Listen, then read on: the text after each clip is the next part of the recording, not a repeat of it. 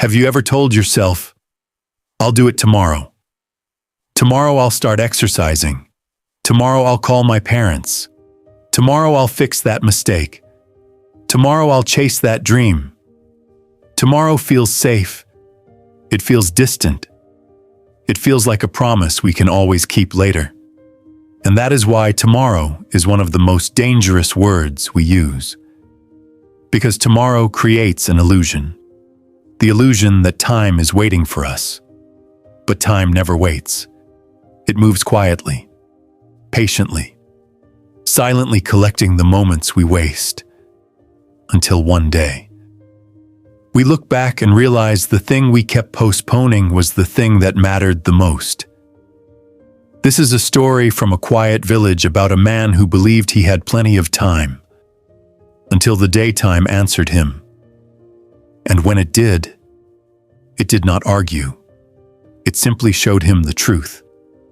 Stay with me, because this story might make you rethink what you are postponing today. In the peaceful village of Sundarpur lived a carpenter named Dev. Dev was known for his skill. His hands could shape rough wood into beautiful doors, strong beds, and elegant chairs. People respected his work.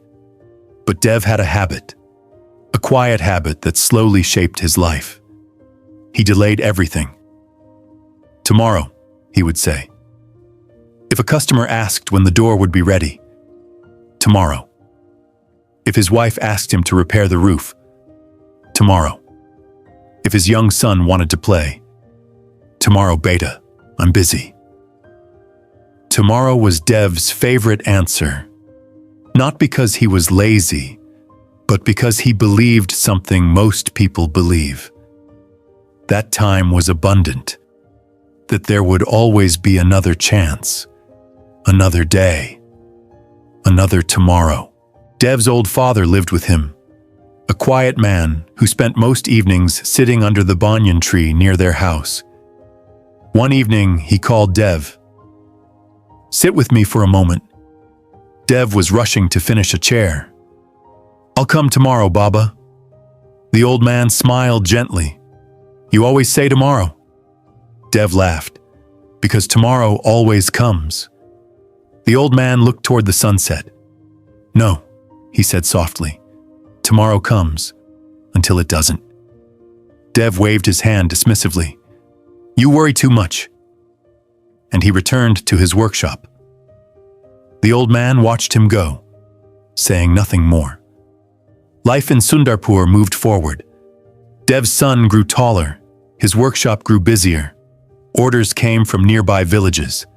But Dev's habit never changed. His customers waited longer than promised. His wife repaired small things herself. His son slowly stopped asking him to play. Even his father stopped calling him to sit outside. Because every time Dev heard a request, he gave the same answer. Tomorrow. And tomorrow always seemed far away. Until one winter morning, the sun had barely risen. A thin mist covered the village. Dev stepped outside his house carrying a cup of tea. He noticed something unusual. His father was not sitting under the banyan tree. That had never happened before. Dev walked inside. His father was still lying on his bed, peacefully, too peacefully.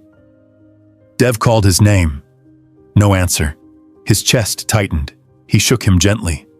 Nothing. The village doctor arrived an hour later. He spoke quietly. "Your father passed away during the night." The words fell heavy in the room. Dev sat down slowly. His mind suddenly remembered something. The last time his father asked him to sit together. "I'll come tomorrow."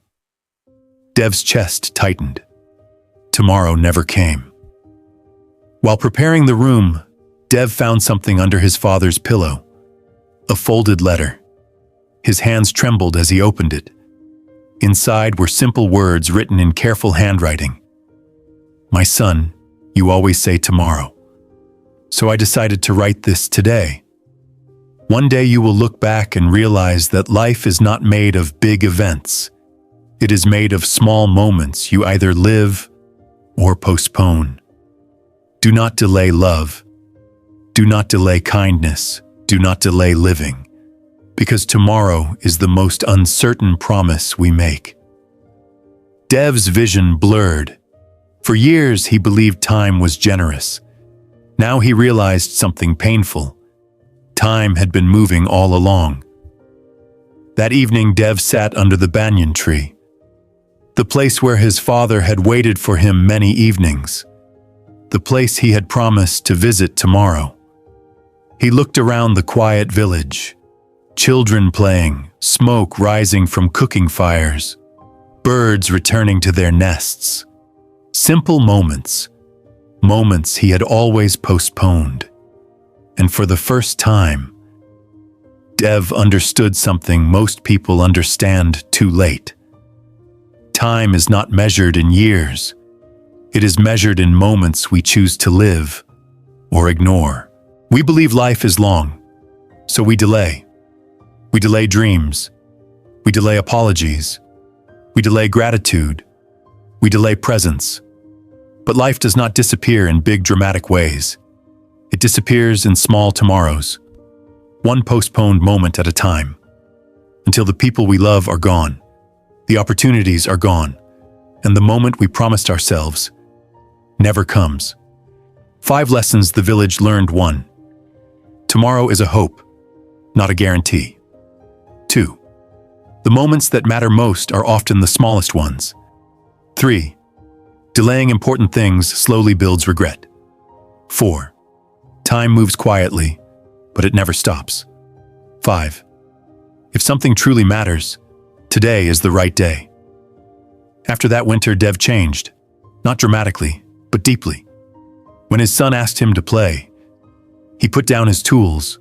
When his wife asked for help, he stood up immediately. And every evening, he sat under the banyan tree, not waiting for tomorrow, living today. Because he had learned something painful but powerful. The man who thinks he has time is often the man who runs out of it. Now let me ask you something honestly. What important thing in your life are you postponing? A conversation? A dream? An apology?